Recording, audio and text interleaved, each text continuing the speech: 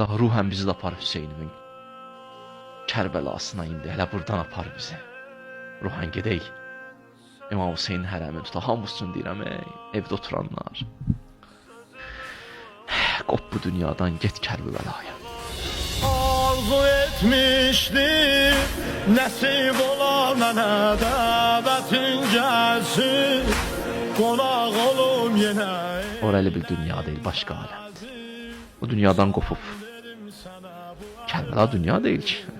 Ona göre hədisdə var ki, kim Kərbəlaya getsə ömürdən sayılmaz. Eşitmişsiniz bu hədisi, Kərbəlaya getdin ömürdən sayılmır. Çünkü çıxırsan bir dünyadan. Başka bir aləmə keçirsən, mənəvi bir aləmə. Orada seyr edirsən. Mələkutu.